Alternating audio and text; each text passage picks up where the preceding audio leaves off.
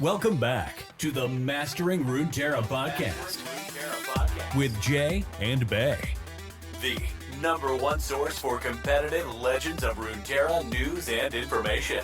If you're looking for the best decks to play right now, be sure to check us out on Twitter at Master Runeterra or in our Discord.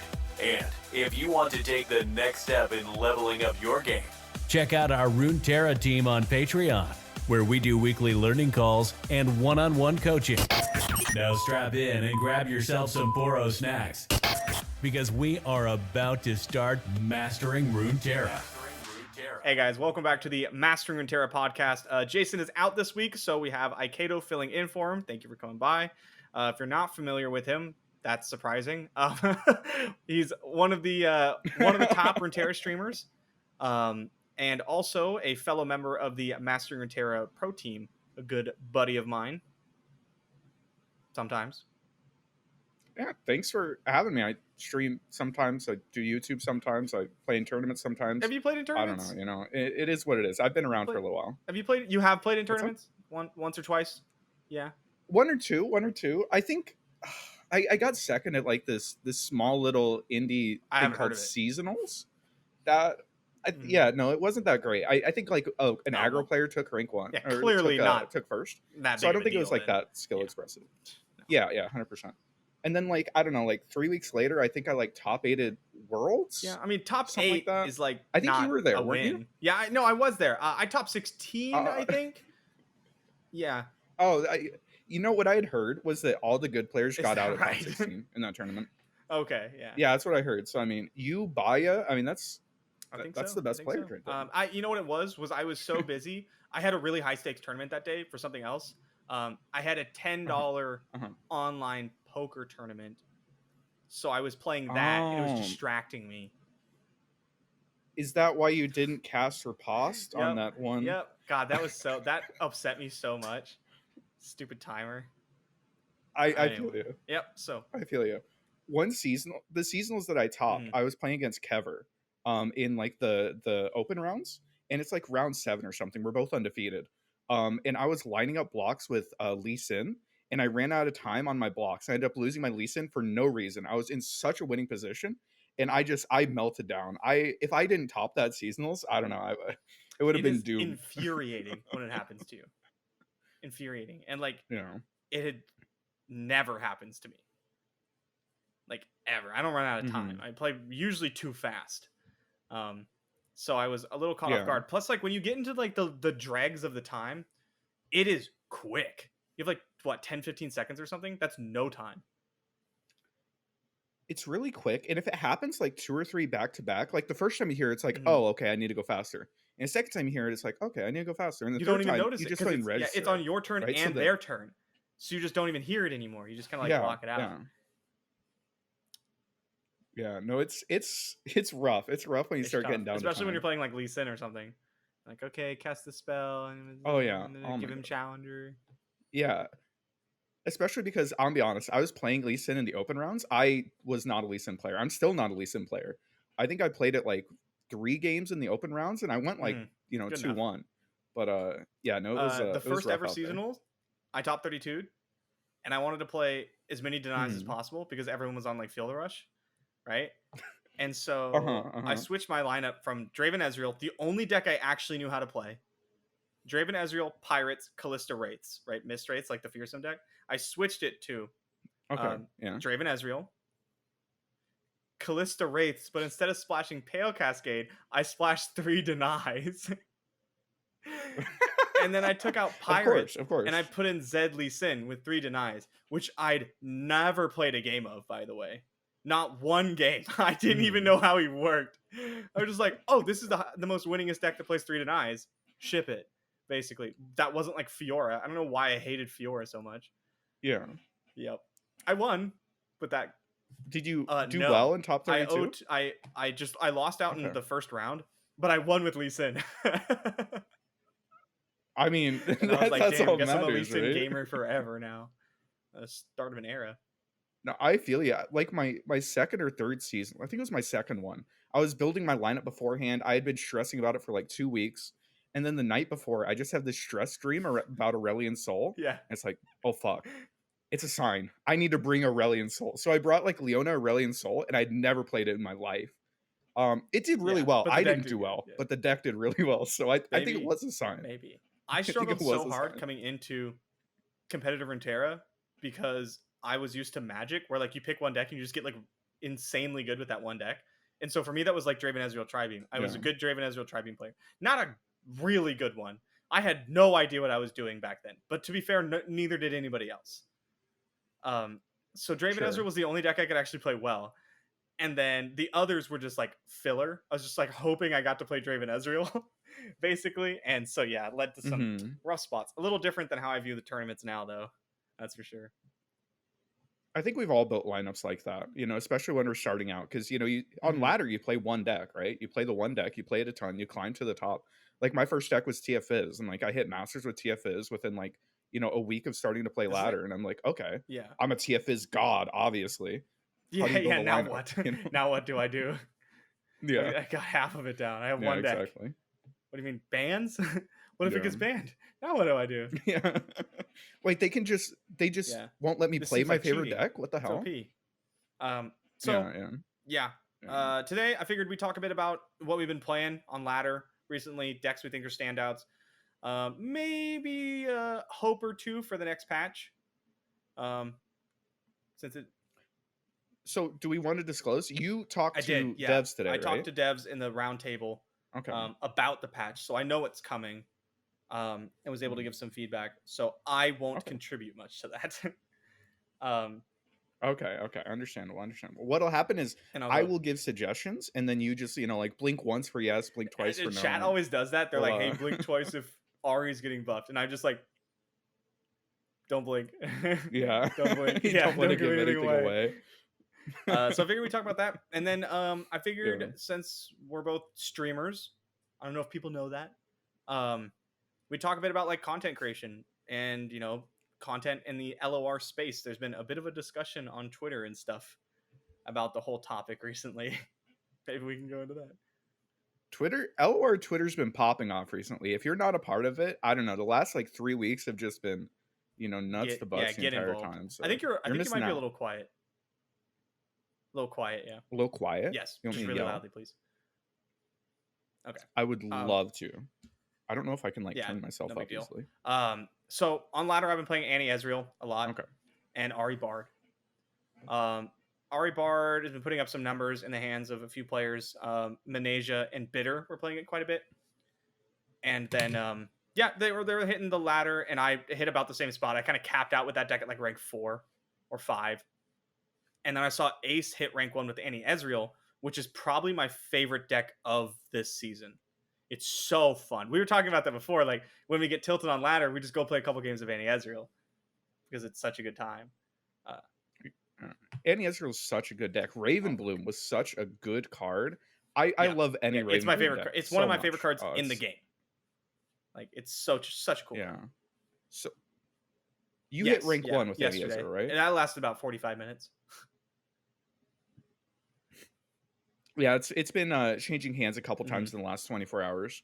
So do you feel like Annie Ezreal is good for ladder right now, or did you just like hit the right pocket? I think it's pretty good for ladder. You have a pretty good matchup into like Poppy Bard and Ahri Bard, which are like very common. I don't like the Thralls matchup at all. That doesn't feel very good. Yep. And the Auction Infinite matchup is like not fantastic. I went up to 2 Scorch to like try to combat both those decks, but the problem is like Annie Ezreal's really slow. Outside of like a couple hands you can get where you're like pushing a bunch of damage, the deck like does not put a lot of damage on board fast. It's kind of slow. I think Annie Ezreal is really interesting in that like you could compare it directly like Tribeam. I think that most people would be like, oh, it's basically just Tribeam reskinned. I think it's very different. I think that Tribeam plays a lot more towards board. It revolves around like Caitlyn and stuff. But Tribeam can't end games. It's so fucking slow nowadays, I think. You know, I came up playing Draven Ezreal. Like Draven Ezreal was my deck. So anytime that we turn into like this Caitlyn, slow the game down and go to like round 13 shit, I'm like, oh my God, please no. I want to kill people. Yeah. So Annie Ezreal, I love Annie Ezreal because it just like turns on at some point. Like you get your Tibble down and suddenly like Ezreal comes down. If Ezreal comes down and survives a single turn, you will deal 17 to 20 burn damage. Your opponent will die without a doubt. I love the deck so much. I do, with Tribeam, I remember the days of like the turn 7, turn 8, like Sentry Tribeam turns, where you just like double Sentry Tribeam. Oh, yeah, like so fast, especially when it costs 4 mana. Yeah. Like the double Sentry Tribeam turn, like getting slowed down one turn was so huge, actually.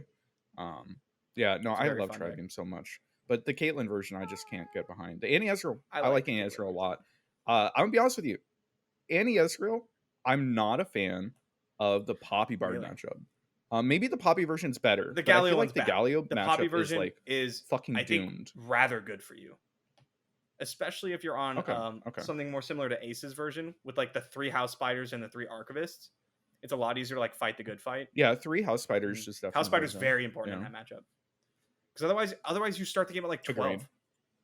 They just hit you like so hard, so fast. You can't stop them. Bard Demacia is really stupid. Bard Demacia is huge on ladder right now. So is the Infinite. But I've been playing a lot of TF Nami, the TF Nami SI deck. I love this deck so much. It feels unfair. I think literally if like Infinite, Bard Demacia, and like Thralls didn't exist, this would be like hands down a tier 0 deck. This thing is fucking The only problem I have with it is that like sometimes, as all like Nami decks do, sometimes it just gets your hand just doesn't work out.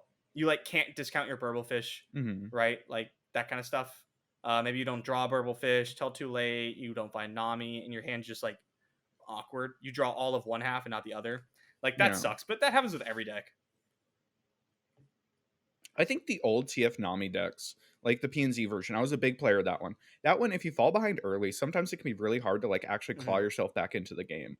But this SI one has so many hands that just like on turn 8 or 9, it's just oops, I win from like 0 board. Burblefish. Yeah. Double Tailstone because you got damage. 1 from a Burblefish and you already have a 1 and you just kill people. Yeah. Plus it generates so many cards. It draws so many cards. I've literally had so many instances where I'm like, I want to cast Glimpse here, but I will literally overdraw. I generate too much cards. Your opponent's on 3 cards value. And you have a 10-hander and you're like, Yeah. Well, if I play this Burblefish, it'll just replace itself. So I just it's so tough. First world problems. Yeah. I love TF Nami. I think TF Nami is really good. I've been playing some Annie Ezreal. I love Annie Ezreal as a deck. So, anytime I could have the excuse to play it, I will.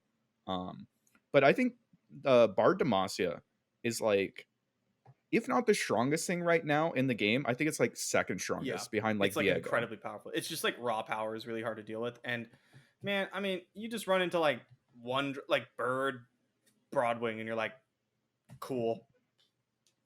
Dope. Yeah, they drop 1/4 Broadwing on like 2 so many times. I'm just like, I die. Okay, so I'm gonna trade 4 cards into this card and just like, okay. Yeah, it feels pretty bad, and it's so rough because like your turn 2 just gets held hostage. Like you just you're on the It's rough. If we're talking about like patch like decks that I want absolutely ruined, Bard Demacia. I am a huge fan of Demacia. I love Demacia. I love Demacia mid-range. Not like elite shit. I want like Shen Jarvan. I want like Sivir Akshan. I love these types of decks. Shockingly, and like this, because I hate Demacia, but I really liked Shen Jarvan. I love like the 3 scattered pod Shen Jarvan was like a blast. I played the shit out of that. Deck when no one played it, and then I love Sivir Akshan. So maybe I'm with you. Yeah. I like the ones that are like fair, honest mid-range. It's a meme, but like they actually have a lot of complexity to them. I love that they play for board. I love that type of game play style in Legend of Runeterra. But like these Bard decks that just like they just stat check you like every single turn, and then just like it's so fucking obnoxious. I hate the deck so much. This is not the type of deck that I personally want to be. I climbed about 300 LP with the deck, reading a book on my second monitor. Yeah, that sounds about right.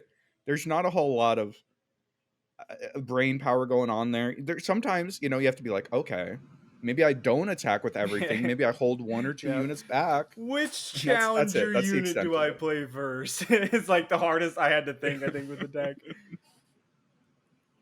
You sit there for 30 seconds, like swapping around your polls, and it's like, well, is this one slightly better? Is this one slightly better? At the end of the day, it doesn't fucking matter. You're just outstatting everything. It doesn't matter. Yeah. The only time that I feel like you had to like think about combat really that hard was you just have to make your opponent's homecomings bad against like the Ahri deck. And that's about the most of it, because your challenger units are basically going to survive most of the time, and they're usually going to kill what your opponent does. It doesn't really matter. Yeah, I don't like that deck, man. Sorry, all the Bard Poppy enjoyers, but just go back to eating glue or something. Jesus. Okay, what about Thralls? How do you feel about Thralls? I hate Thralls. Thralls and Bard Poppy are like my two least favorite things right now, I think.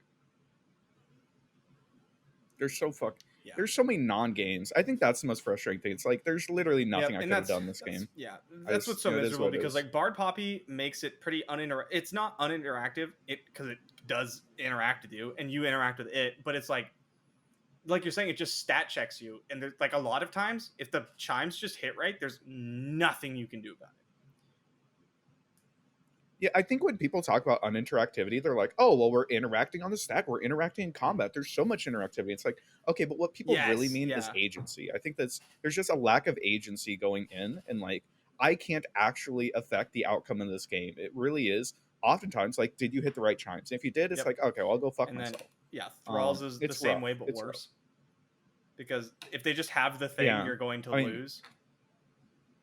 I stopped keeping like landmark removal against them, unless it's like Scorched Earth. Landmark removal doesn't beat the fucking deck. It just dies in your hand. It just doesn't. It's similar. I think it's very similar to if we talk about like the Infinite deck that's coming out right now, and it's, if you've been playing on ladder, you probably know about the Infinite deck. If not, it's Auction. You go Infinite with Sands of Time and counterfeit copies. It's really fucking stupid. But like, I feel like this deck compared to other Infinite decks has so little interactivity, in that like you aren't able to actually interact with their win condition. Right? They just can pop their landmark from like 6 most of the time, so you need to be popping it on site. They don't care about their auctions. They just don't care about anything. You just can't beat them if they have the right hand. And it's just I think that's, I didn't mean to cut you off. Go ahead. No, I was just gonna say, I think it's just like peak lack of agency. Like all the agency is on literally one player, and that's it. Like, can they survive long enough to get to turn 6 in combo? And if yes, I mean, okay, well, you lost. I was playing against the Infinite deck, and I Scorched Earth their landmark twice and lost on turn 7. It's like, okay, because you can't like, I've had to, you can't like kill Auction. That doesn't help you. Like, what does that do? They run 6 copies. They don't care about Auction. They just want the landmark, right? I've had to do insane things to like win that matchup. Like, I played TF Nami into it, and right, like turn 3, I Tentacle Smash Auction. Turn 4, I Vengeance Auction. Turn 5, I pass, and turn 6, I crumble their landmark. And I still almost lose that game. What am I supposed to do? Like, what am I supposed to do? I literally did everything I could possibly have. I'm folding to deny at like any point in this game, and there were like 3 turns where I had to like pass and not block and like not attack, because I didn't want them to trade on board, because they had 5 units. I don't want them to be able to play third Auction. It's it's pretty rough. It's just, and it's I'm like, stupid. I'm a combo player. Like, LOR people kind of get that I'm a combo player, right? I'm a hugely Sin guy. I like Karma Ezreal, that kind of stuff. I'm a combo player, but like, if you see me in a different card game, all I play is combo. Like, that's just how I want to play the game. But like, I'm literally fiddling with a storm counter from Magic the Gathering right now. Like, but my favorite matchups, people would call these decks uninteractive because I'm not interacting with you. But like, these decks are able to be interacted with, and that's my favorite matchups playing these decks. Are like, if I'm playing Storm, which is a very spell heavy combo deck, and my opponent's playing counter spells and denial, and counter spells are way cheaper in Magic, then it's really fun because you have to like try to apply pressure, and then I have to try to win like the stack war, right? And I gotta like try to like fun for who I actually in like this it from is both having sides. fun? I really like it from both sides. But I have to like, from the Storm side, I have to like feint and be like, oh, this is the important spell. I got you. No, it's this one, that kind of stuff. And, it really like, it pays you off for like your knowledge of the matchups and exactly what your opponent can do at all times. And from the other side, I think it's fun. You try to establish your clock, and then you have to decide, okay, what's important? What do I really need to stop here? What can my opponent do if I counter this?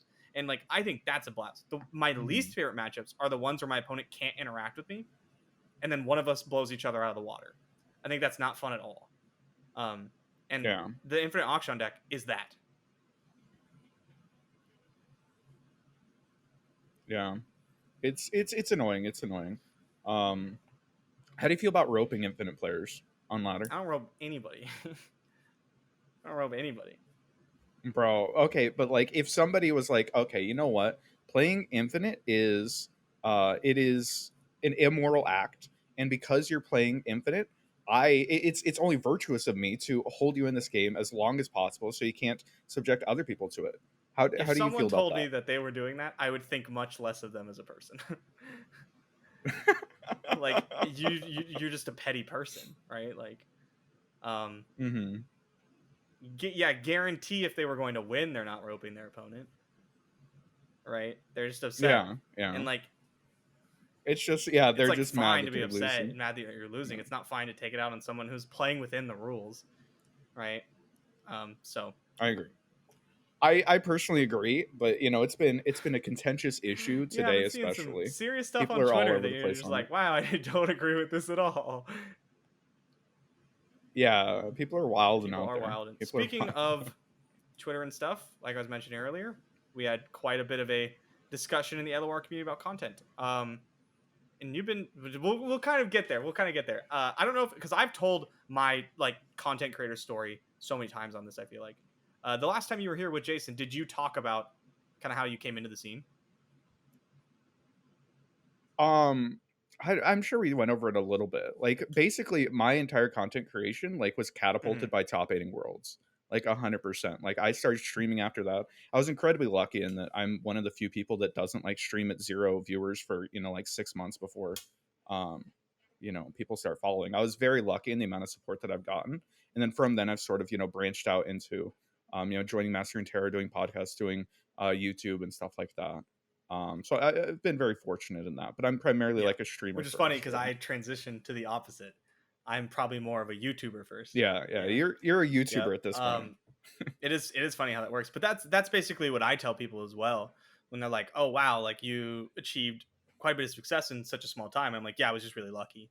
Right? Like, and I think a lot of Yeah. it has to do with we put up numbers, and so people saw our name beforehand, and a lot of it has to do with just like how Runeterra works on Twitch. Period, because there's so few people streaming it that just by being live, people will check you out.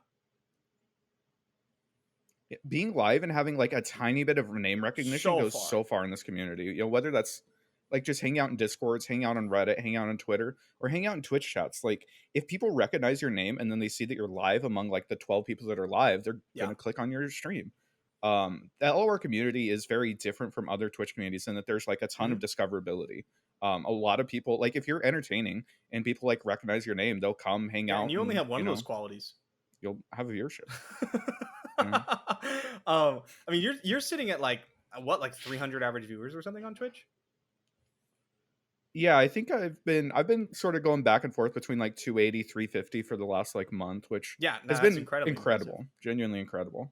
Pretty insane. Yeah, so I know a lot of that's just I don't know, like other content creators. People don't stream this game at the end of the day, especially like during the time slot that I stream. Not a whole lot of people are streaming. I'm like before Grappler, I'm after you. You stream like 2.5 hours in the afternoon. Yeah, I stream from noon to like 3:30, and like that's it. Yeah. Which, by the way, you guys don't have to be trying to push in on my slot here. Come on, I don't need the competition. It's fun. Have a little bit of competition there. Yeah, but no, I mean, I think that just making like consistent content, like people keep coming in, and I've been very fortunate that like I haven't like plateaued majorly. It's been, it it's been just great. seems like It's been steady great. growth for you, which is awesome.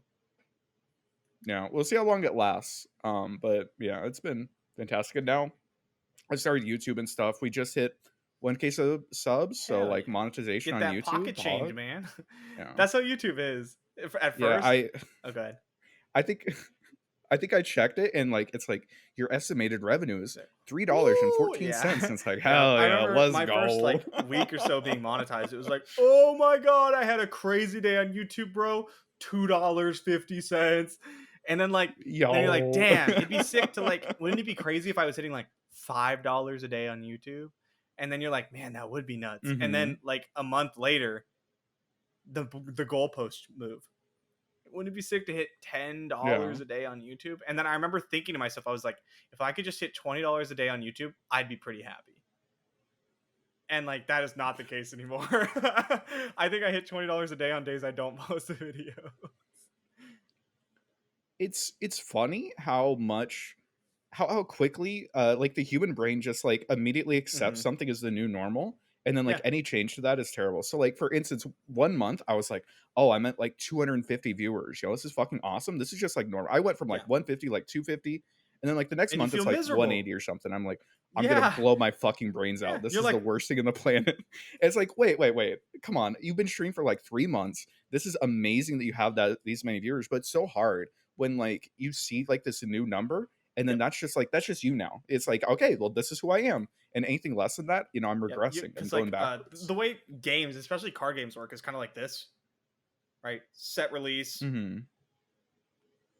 before set release, set release before set release. That's kind of how it works. So I'm always like, hit the peak, go like, yeah, gang, and then like a month and a half later, I'm like, my career's over. Why do I even go live anymore? Nobody cares about me, right? Like no one watches my content. It happens every single time. And like now I'm so used to it that I know like numbers are going to be down. That's okay. That's just like, that's how it works. They always come back up. You just keep grinding during the down period so that when it comes back up, you come back up bigger, right? For sure. I watch a lot of content, right? I consume a lot of content. So I watch like bigger YouTubers, or bigger Twitch streamers that are like, this doesn't go away. It's like, oh, well, I normally have 20,000 viewers, but, for a week I had 25,000. So if I go back to 20,000, it's like, well, I'm washed. This is fucking awful. It's toxic as hell, but like, it's something you just have to power through. Right? I try to be just happier with like less so the results and more so like what I'm putting out. Like if I have a really good stream, I'm like, hell yeah. Even if like the numbers suggest it wasn't very good. Or like I've had YouTube videos that I think are like some of the best content I've ever put out, and like they don't go very far. Maybe the title's not good, or the thumbnail's not very good, or maybe people just weren't interested at the time. But I'm like, I put out a really good video, right? Like, yeah, and you just have to kind of pivot what you like take pride in. 100%. It's hard. Like I think that like my funniest video has like the least amount of views on my YouTube, and it's just like I look at it, I rewatch it, I'm like, damn, this is funny as fuck, but like it has 0 fucking views, and it's funny. But yeah, like even if you put out like, I'm like, oh, I really liked, I think I had some great games, I think I had great commentary, I think that this is like a really solid video, and then like any number of things just like mean that it just doesn't reach as many people, it doesn't put up the numbers, and you just sit there like, did I make a bad video? Was this, am I crazy? Am I out of touch? Making such better content than me? Is that why no one's coming over here? Yeah. For sure. Another thing that I have to remind myself is like when I started streaming, I did the research. I understood how streaming, like how it worked to try to get viewers for stream, and how like unrealistically difficult it is to get past 1, 0, 2 viewers. And then just kind of got to skip it. Same with you, right? Oh, for sure. People talk about how, they were on that grind for like 6 months, and that really built in them the work ethic to be able to grind through those rough days where they're a little bit down. I'm like, bro, I didn't stream to 0 people. I started at 70. I was literally partner within like 2 weeks. You had a faster rise than I did. It's you just showed up and like, because you would just talk about worlds. That's right. Yeah. It was literally like top 2 seasonals. A week later, I won Fight Night, and then a week later, I topped Worlds. So it was just like it was very meteoric. I was incredibly lucky. But yeah, when you start looking at numbers, I think when I was at like 150 viewers, I would look at the numbers. And I'm like top 0.09% of Twitch, and it's like, what's everybody else doing? Wait a second. These numbers just aren't real. The numbers don't ever seem real. They're just a number on the screen. I cannot imagine this many people watching me do anything. I saw a tweet about this where somebody was like, people make fun of people who only have 10 viewers. Can you imagine if you had 10 people that wanted to show up and watch you play video games? I'm like, that's cool. If I'm at 200 viewers, I feel terrible. But like, if there's 200 people watching me, holy shit. I couldn't imagine having 100 nothing feels real. right? Like, your YouTube videos, you have a YouTube video that has like 80,000 views, right? Like 80,000 people have watched that YouTube video. It's not real. Yeah. It's not real. It's literally none of those numbers are real. They don't feel real. It's impossible, I think, for us as like humans to conceptualize that big of a number of like people. The only thing that made it start to feel kind of real is when people outside of the internet recognize me. When like I get recognized, which I'm not a famous person, right? This doesn't happen all the time, but it does happen. Not a famous person. Oh, come on. A well-known in a very small niche. But people will recognize me and they'll be like, "You're Majiin Bay." Or the classic is, "Do you play card games?" Or do you stream by chance? Because they want to like hedge, you know. And yeah, that's the only thing that made it be like, "Oh my god, like these are real people who like watch me. This is ridiculous."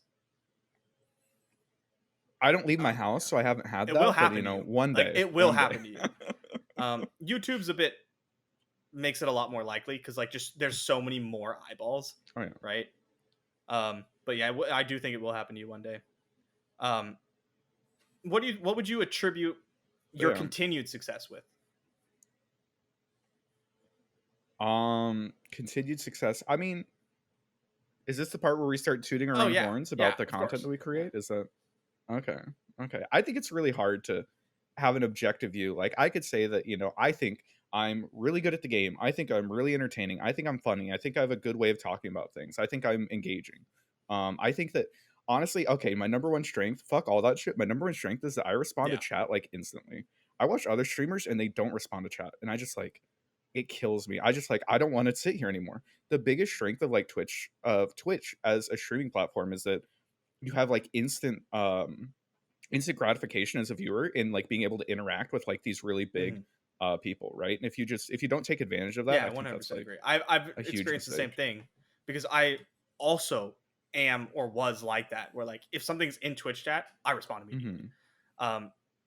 And which means I get derailed a lot. And I do struggle to like keep up with it sometimes. Chat just goes too fast and I just can't do it. But yeah, you jump in a stream and like the streamer responds to chat like once every 4 minutes. You're like, it's killer. I think that there are definitely like some people who stream, you know, not just LOR, but like who stream and have, you know, like moderate viewerships, you know, like 80 to 150 people. That I'm like, dude, if you interacted with chat, I think that your viewership would be off the fucking charts. Like I think that not engaging with chat is just like it's just a really shitty video at that point. Because that's like yeah.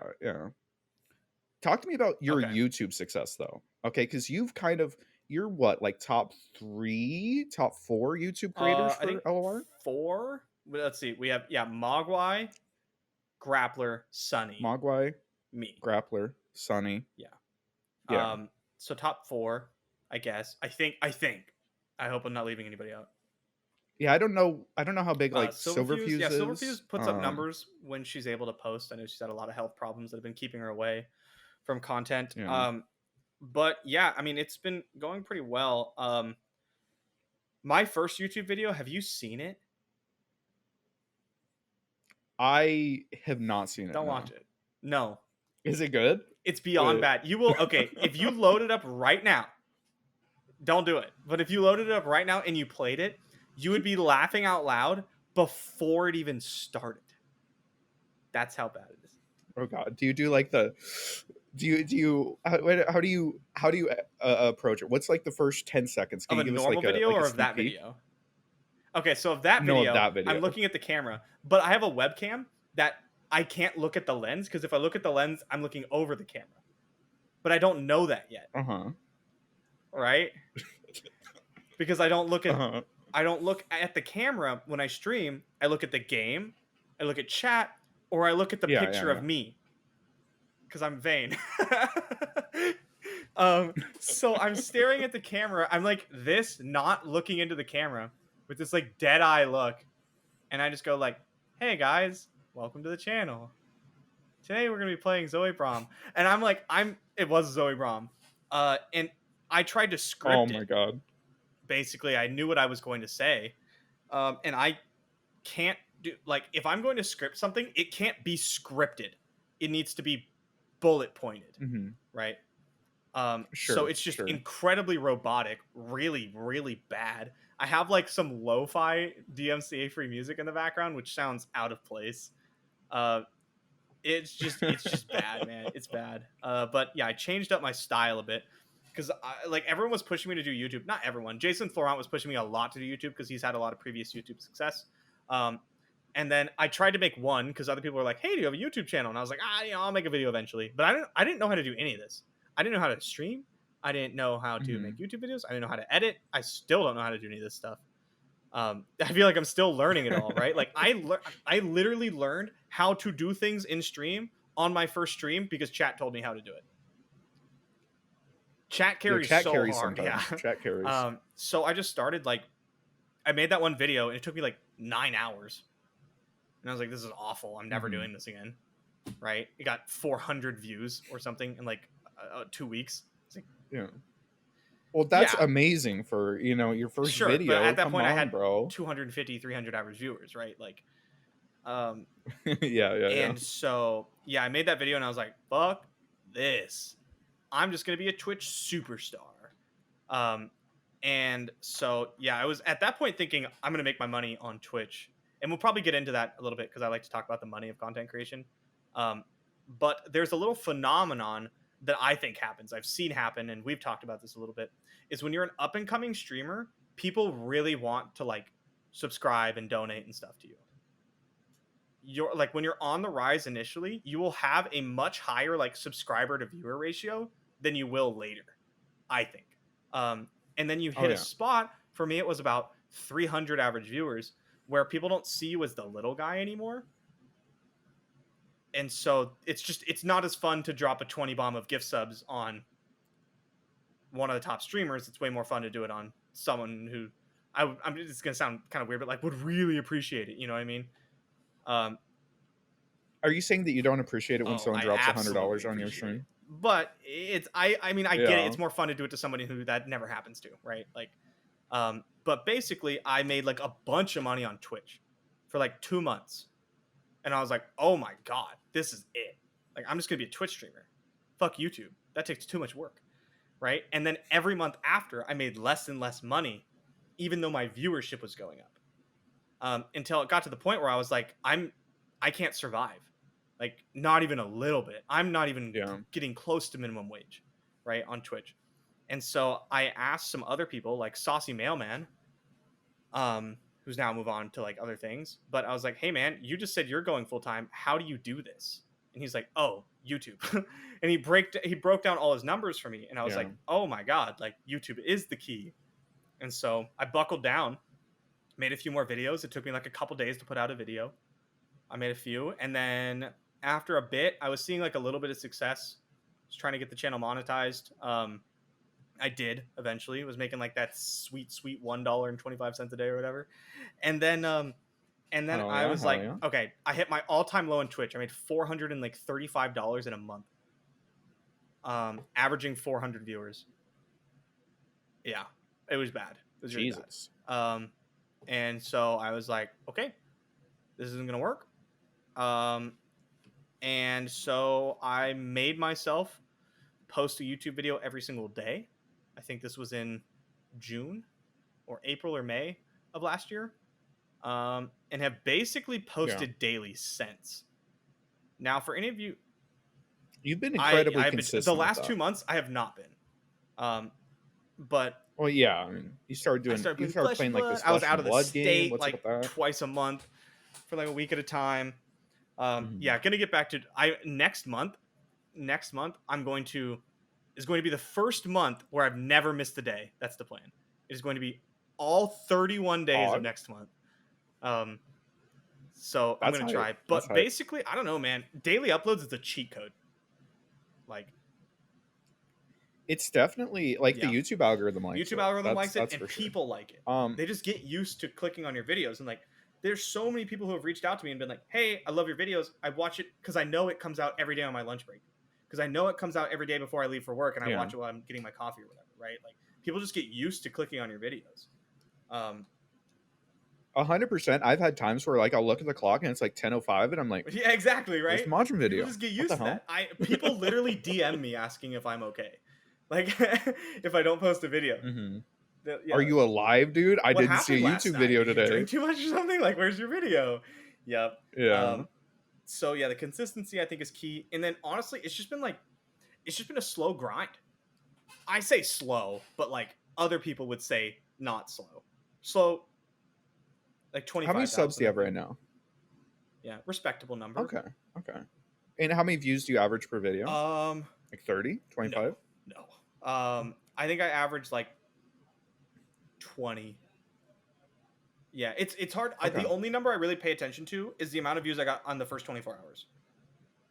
So now I'm at the spot where my bad videos get 25,000 in a day, except for my like really outlier bad ones. Sorry, 10,000. I think I said 20 something. Yeah, my bad videos get like 10,000 in the first 24 hours. I get about somewhere between 500 and 600,000 views a month. It's about normal. That's such a huge number. That right? Seems like a fake let number. Me tell you a fake number. A couple months ago, last month, I think, I calculated out my watch hours because it just gives you a number. People watched my videos for longer than half of the time I've been alive last month. Watch hours are just the absolute worst thing to... It's not real. It's impossible to look at. Because you do a ton of YouTube. I stream a lot. You stream like 3 to 4 times as much as I do. Yeah. You stream like 12 hours I don't a week. know, like what, like 12, 10 to 12 hours a week. I stream like 35 to 40. Like I basically have a full-time job just streaming. So once you start looking at like my viewership times my hours, my watch time's like huge on Twitch. Like I think that I have more watch time than I think I'm literally only behind crafting. You put in like I think hours, that's literally the only person. Yeah, so like when you start looking at those numbers, like it gets ridiculous fast. It's just like I can't actually put this as a 1-to-1 because it doesn't make sense to me. How many years have I taken away from the human race? How many years have I wasted people? Yeah. Exactly. Oh, that's so funny. But no, on Twitch, I think you're 100% right, by the way, as far as like monetization for, especially small creators. Like, I see a lot of people that have like, 10 to 25 average viewers that like, that's their full-time thing. And they get enough support from like, 5 to 10 people that they're able to just do that, which is incredible, which is amazing for sure. But I can tell you as somebody, I'm coming off of probably my biggest month last month, right? As far as like subs. I think I had like 370 or something, which far and away my highest. This month I'm not even fucking close. It's not even close.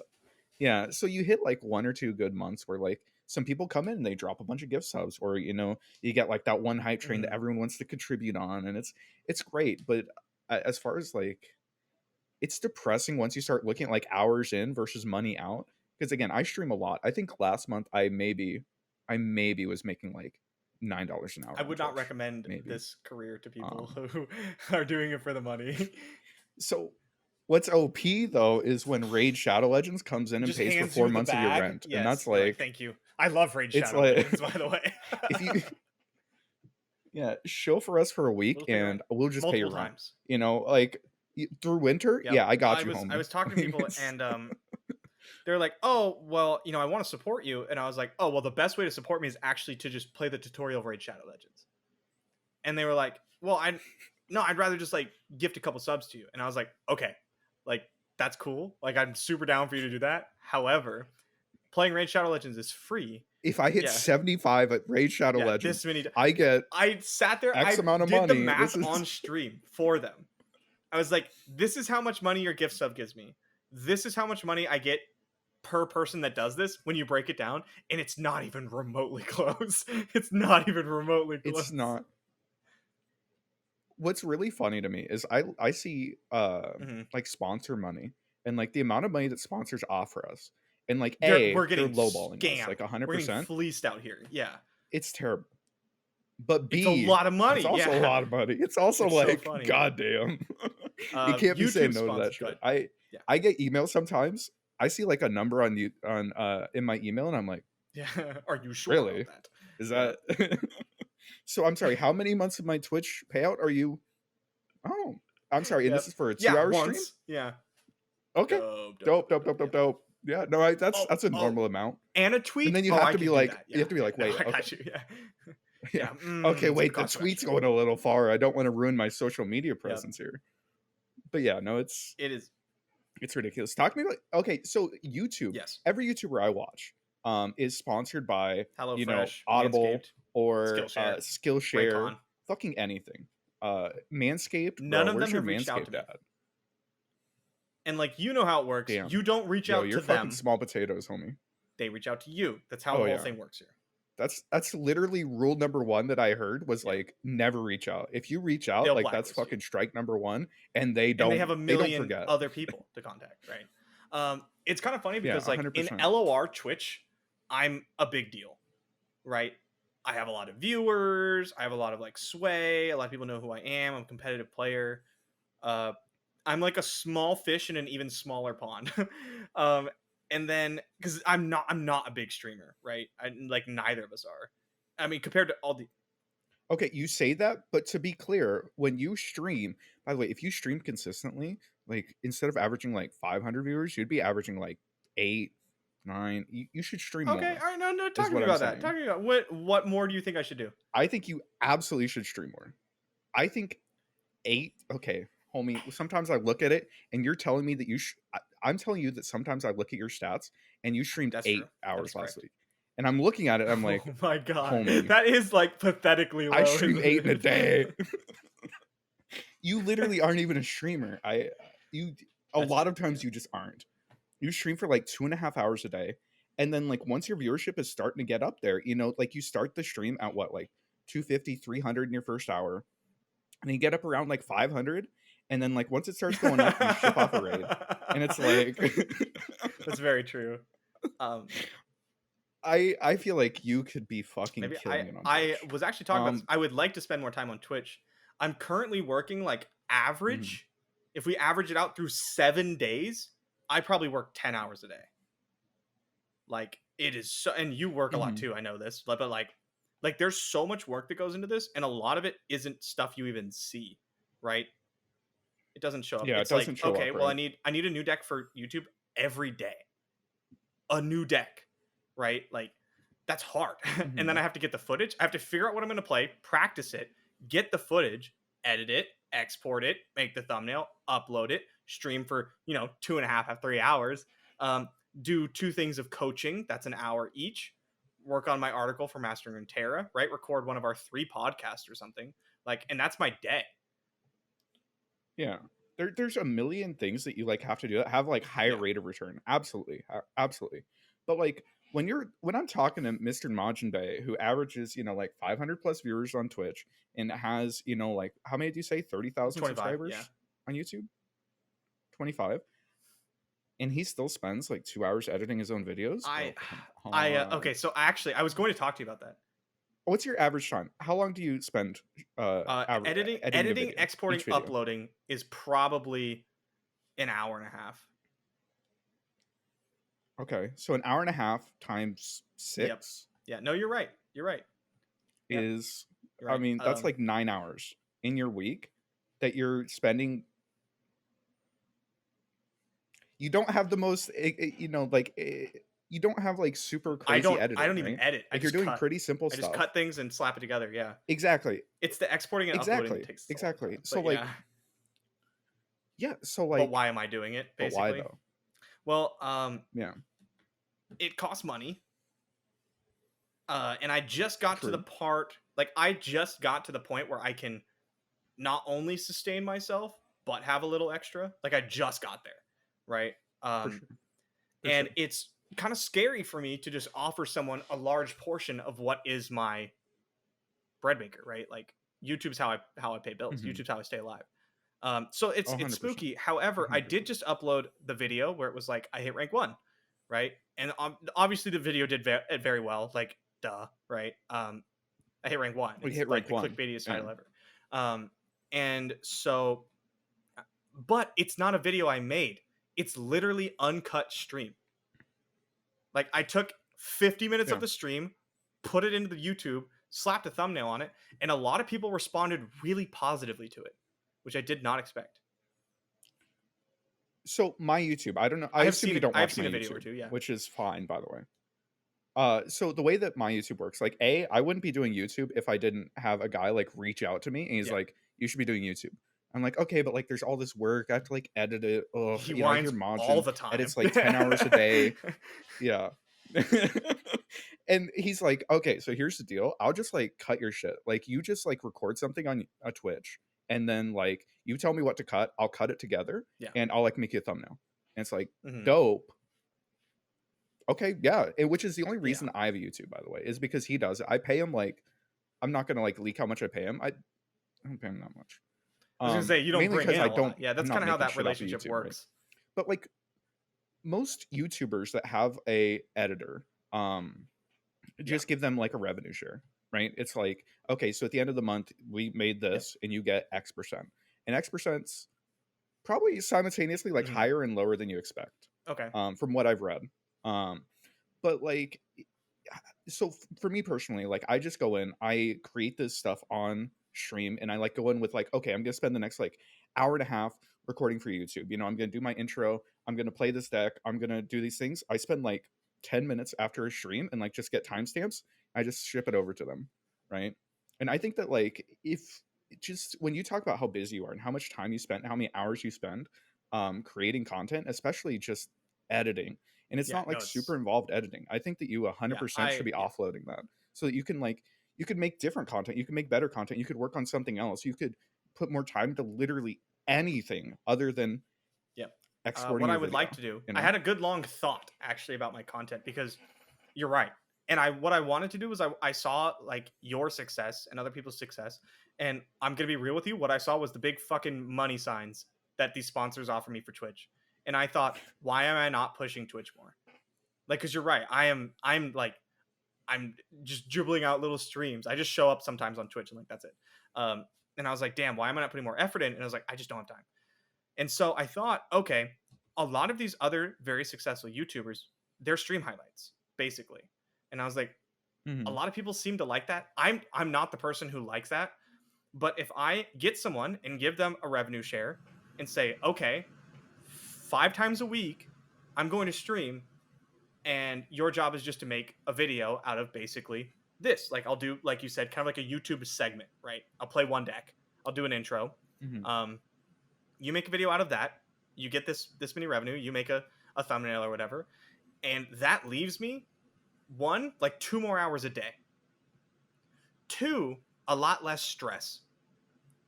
And 3, it gives me 2 days of the week to make different kinds of content. I think that's the big thing, right? Is like once you start offloading a lot of these, you know, like meat and potato things that you should be having so you can have daily uploads. You can start putting more focus into, you know, like either like highly edited or like high concept content. Like, so I watch a lot of content creators. So I watch like Ludwig or Atriarch, right? And a lot of their videos are just like super cuts of, you know, like segments that they do on Twitch. And like, that's a way to turn like a Twitch segment into, you know, like a continuous, you know, I don't know, piece of content that people actually engage with, because nobody engages with Twitch VODs. I look at my Twitch VODs and Twitch tells me it's like, you have 6,000 views on this Twitch VOD. I'm like, no fucking way. Who the hell is these numbers literally? When I say the others aren't real, I know the other numbers are real. I swear this one's not real. I think this one's literally although people have real. told me, because I've mentioned, I'm like, and no one watched the Twitch VODs, and then 4 people comment later on my YouTube videos, I watch your Twitch VODs. I'm like, it's like, what? I watch these all the time. So I would like to do that. I would like to do that because I want to make more. I mean, we were talking about this, a bit of a debate on Twitter. Is like someone came out and said basically that most Runeterra content is bad, boring, unoriginal. It's gameplay content, and like the reason most content is gameplay content from your bigger content creators is because it's like super OP. Your watch hours are insane. You get so many more views on it per like it's very easy to make. But I would like to branch out a bit. I would like to make a little bit more different kinds of content. I want to talk about whether or not infinite, like the one I want to make is whether or not infinite decks are okay in Runeterra, right? I want to make that video. Yeah, I have that video coming I'll out watch like it. tomorrow morning. By I'll the way, watch that. That's an interesting video, right? I watched Sunny's Yeah. video on why Katarina is the worst champion in the game. That was a fantastic video. 100%. I think so. Like Sunny Sunny's is killing the it. Like quintessential while we're talking about this, Runeterra content creator right now. I think he's the best one. Yeah. I think, okay, so if you're looking at like content creators, you could look like Mogwai. Mogwai's of course the biggest. Mogwai cheated by like being here first and like already having an established fan base, like viewer base, yeah. And I'm telling you that like nobody could get to the size of Mogwai by doing what Mogwai does. But what Sunny does, Sunny's he's doing a very similar thing where he does like 5 videos a week of just like games. It's stream cuts. It's like has like it's a cool well thumbnail too. And then he puts out like 1 video a week. It's lightly edited, but as far as gameplay goes, he cuts out like some breathing. You only need a little. It's just like a little bit of salt on top, right? Okay, go ahead. For sure. And then he puts out like 1 video a week that's like a little bit more concept heavy. It's like, I want to talk about like this thing. And funnily enough, we talk about like, the gameplay videos being OP, and they kind of are.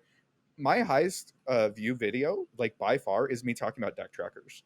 And like I spent like half an hour just like breaking down the issues, breaking down like every way to like fix it. So like I don't know, I'm becoming a drama channel. We don't have a commentary channel. Let's just talk about drama. Exactly. I can just commentate while having my gameplay in the background. Like those old like CS:GO surfing videos. Yeah, the surf. I don't know if you've seen. So on Twitter, there's this dev that shows up in my timeline all the time, and it's like this game where their person's just like running, like up and down these hills and just like flying through the air, and it's like kind of cool. But every time I see it, I'm just like, I can already hear somebody ranting over this with like this. It's just something to keep your eyes busy while like you're listening. Yeah, I think Sunny cracked the code. Like I think he's making, like I said, the best content for LOR. He's hitting both angles. Sure. I don't know how he finds the time. I'm gonna be real. I have no idea. Like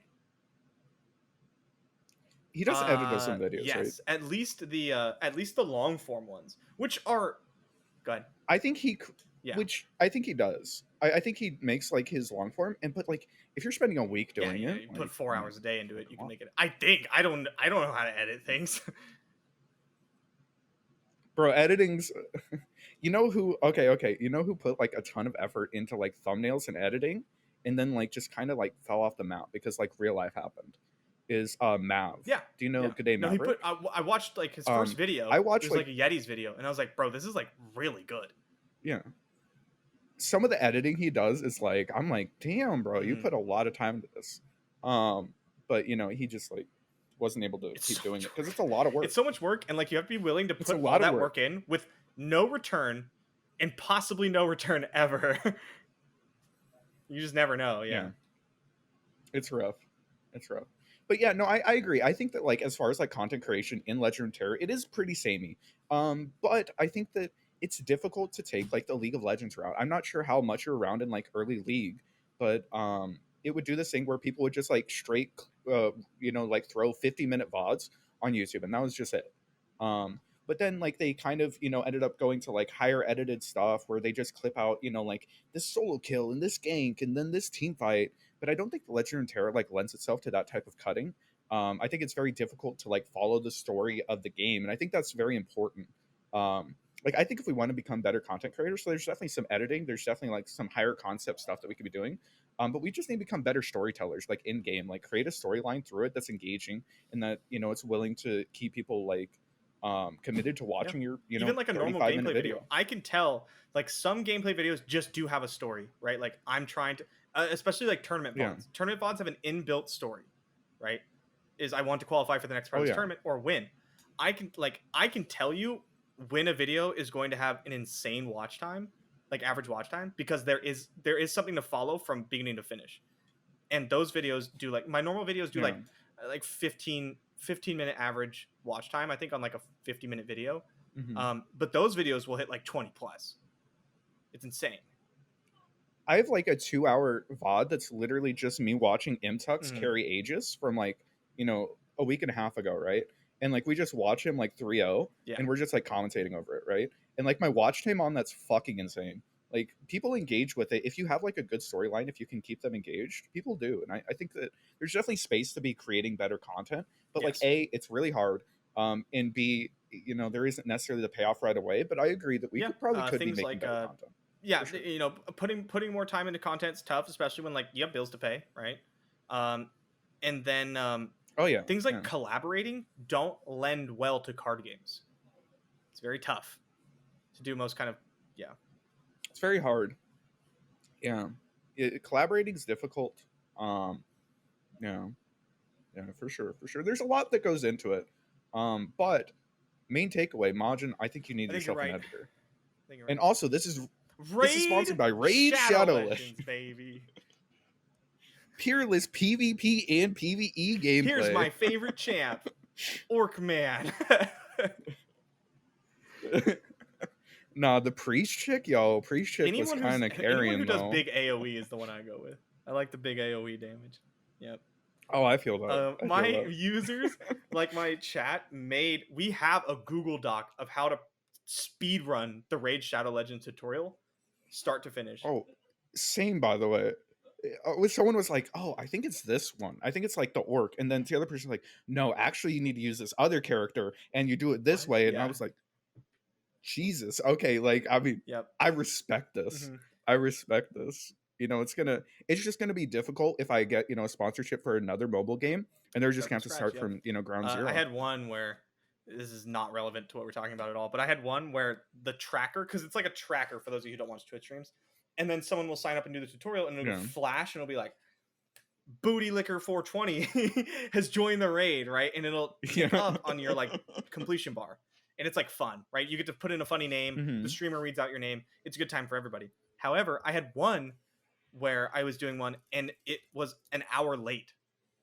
So if someone finished the tutorial, it wouldn't pop up for an hour and it would never read their name. It would just say like a player or like untitled or something. And so I like barely pushed it. I like didn't even try, right? I just mentioned it like I was contractually obligated. And I was like, I'm not going to push these things because like, it takes all the fun out of it for everybody. People like seeing their name and they like knowing that like they did something, right? They get a little bit back good. for it. Yeah, it feels good. All right, man. I don't want to keep you too long. I know you have your tournament coming up. Good luck in Aegis. Yeah, Aegis starts in like 5 minutes. Semifinals. So well, thank you again for coming on. I could honestly talk about this with you for like 2 hours. Like, yeah, I'd love to sometimes. But yeah, thanks for having me. All right, thank you everybody for coming. It's a ton of fun. Jason should be back next week if he doesn't die in Vegas, so let's hope that goes well. All right, man. Good luck. See you later. Yeah, I'll catch you later, bud. Peace.